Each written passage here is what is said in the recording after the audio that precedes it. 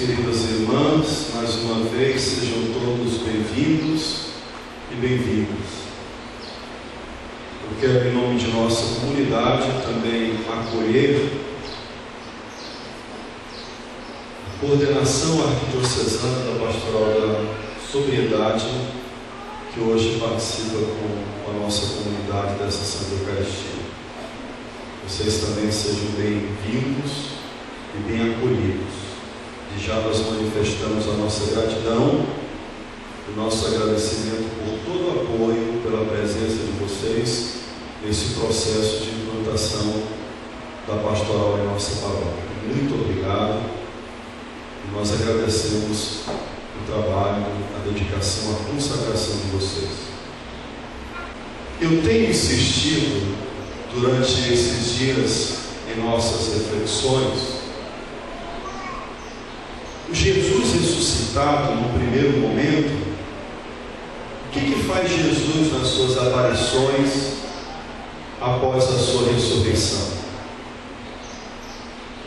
Nada mais é do que começar a preparar ou ajeitar, ou melhor dizendo, ele começa a aquietar o coração dos discípulos que estavam inquietos por causa de tudo que eles viram acontecer com Jesus na cruz. O grupo parece ter se dispersado. O grupo está amedrontado, assustado e até vivem trancados, como diz outra citação do Evangelho de João, por medo dos judeus. E todo o processo de aparição do ressuscitado é um processo de transformação desse coração medroso, inquieto, para que Jesus possa aquietá-lo. Por isso é muito frequente nas aparições do ressuscitado aquilo que Jesus diz a eles: a paz esteja convosco. A citação do Evangelho de João, ele diz isso 3 vezes: a paz esteja convosco. Evidente, para quem que está marcado pela cruz, com aquela mesma decepção manifestada pelos discípulos de Emaús, é Jesus Nazareno. É um homem marcado pelos grandes sinais, pelas grandes profecias. O mataram. Umas mulheres apareceram aí dizendo que ele ressuscitou, mas a ele ninguém viu. Os discípulos estão caminhando como cegos. Eles não conseguem mais sentir a presença real de Jesus, como eles sentiam quando andavam com ele pelas comunidades à beira do lago da Galileia. Na verdade, eles estão desnorteados. Como nós ficamos quando estamos passando por algum momento difícil, quando estamos enfrentando barreiras, principalmente dentro de nossa família? Veja só, o que se passa no coração de uma pessoa quando está carregando a sua cruz? A tendência é ver as coisas a partir desta realidade. A morte é mais forte do que a vida. Eu não tenho esperança. Eu não sei como resolver esse problema.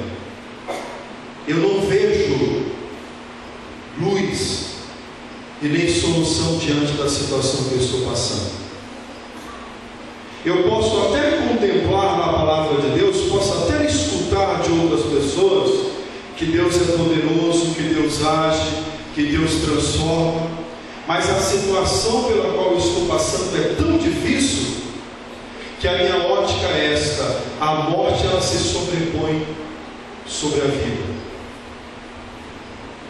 O desespero é maior do que a esperança. As trevas, elas ocultam a força da luz. É assim que nós pensamos. É assim que nós agimos. Assim agiram os discípulos depois dessa experiência, de tal modo que mesmo os dois que encontraram Jesus no caminho de Emaús, e mesmo com Jesus estando no meio deles e dizendo: a paz esteja convosco, eles não acreditaram. Eles continuaram assustados e com medo. É natural, é próprio da nossa natureza humana. Quando nós passamos por tribulações, os nossos horizontes parecem se fechar. Nós parece que vivemos uma cegueira onde nós não percebemos as ações de Deus ao nosso redor, nem do outro que nos aposta, nem também do próprio Jesus que nos fala e que nos acompanha. A sensação que nós temos é que Deus é um fantasma, como se Ele não fosse real em nossa vida.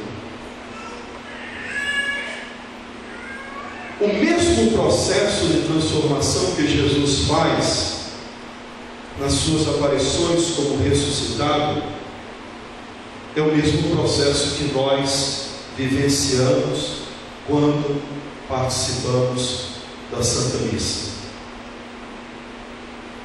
O agente da pastoral da sobriedade deve encontrar na Eucaristia todo o sentido da sua ação no trato com as pessoas dependentes e sofredoras por causa das drogas. O que acontece na Eucaristia é idêntico ao processo que acontece com Jesus diante dos seus discípulos após a ressurreição. De um lado, discípulos medrosos, assustados, com medo, como nós, que muitas das vezes aqui estamos e não deixamos na porta da igreja, e não deixamos em nossa casa as nossas angústias e nossos sofrimentos. O que nós celebramos é tudo isso. Quando estamos felizes, celebramos a nossa alegria. Quando sofremos por causa de um filho, por causa de um esposo, da esposa, de um irmão, de um parente, de um amigo, nós celebramos esse mesmo coração ferido, com as mesmas dores, com as mesmas angústias. Mas olha o processo do ressuscitado na Eucaristia.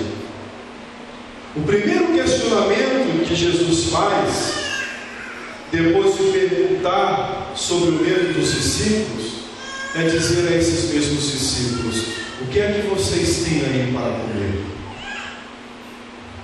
O que é que vocês têm para me oferecer, para que a nossa comunhão ela comece a se realizar ao redor da mesa? É ao redor da mesa, irmãos e irmãs, que nós experienciamos a intimidade com o ressuscitado. É uma primeira atitude de Jesus que diz: o que é que vocês têm? O que é que vocês trazem? O que é que vocês podem me oferecer? E aí, é claro, Jesus ele conhece os nossos sofrimentos, ele sabe tudo o que nós passamos, mas é preciso uma atitude nossa de apresentar aquilo que nós temos para que a comunhão ela comece a acontecer. E como é bela essa descrição.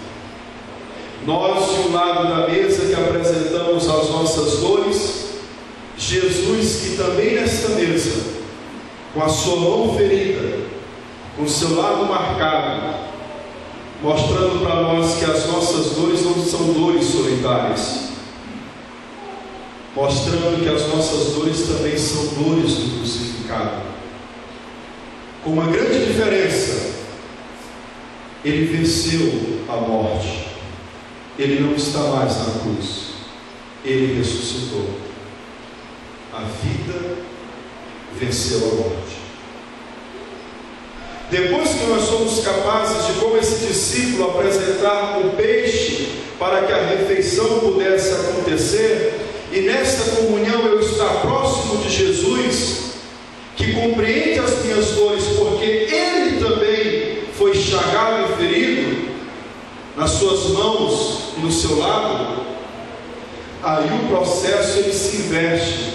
Não sou mais eu que apresento o peixe para começar a comunhão, é Jesus que depois começa a me falar pelas Escrituras, a juntar aquilo que eu ofereço, aquilo que Ele tem para me dizer.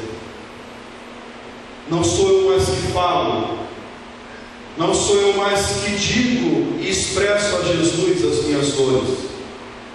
Eu já fiz isso ao apresentar o peixe, ao abrir meu coração, a falar das minhas dores e dos meus sofrimentos, das minhas alegrias também.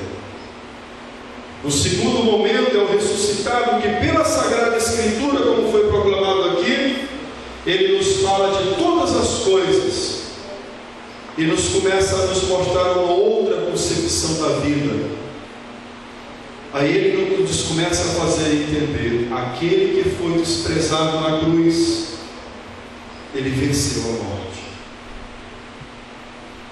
E aquele homem, aquela mulher que vem para a Eucaristia, marcado com as suas dores, com a concepção de que a morte é muito mais forte, a dor, o sofrimento é mais forte do que a vida.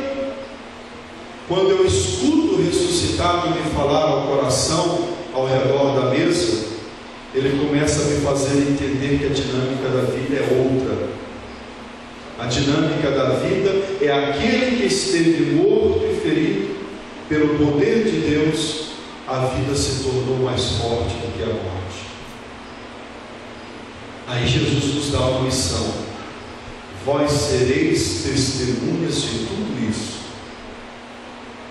Vós deveis ser testemunhas de que a vida nunca é derrotada pela morte. O trabalho de vocês é o trabalho da pastoral da sobriedade. Quando eu disse que a força da pastoral da sobriedade se dá ao redor do altar da Eucaristia, é porque diante de todas as situações difíceis, porque vocês têm problemas também em casa, diante de todos os problemas de vocês, é ao redor desse altar que vocês vão trazer o fruto da comunhão com Jesus, onde Ele vai falar-lhes ao coração e fazer-lhes compreender que a dinâmica da vida é a vida que supera a morte.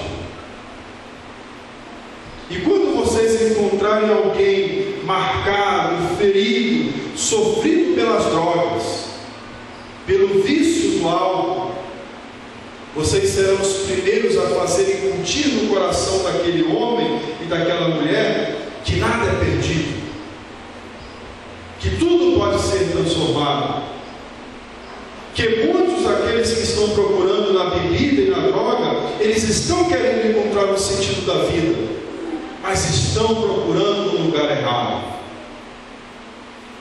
E a força do agente de pastoral é fazer sempre na Eucaristia essa experiência, onde eu tomo a liberdade de dizer: Senhor, aqui está o meu coração, fala ao meu coração, eu quero sentir a tua presença e quero viver na tua comunhão.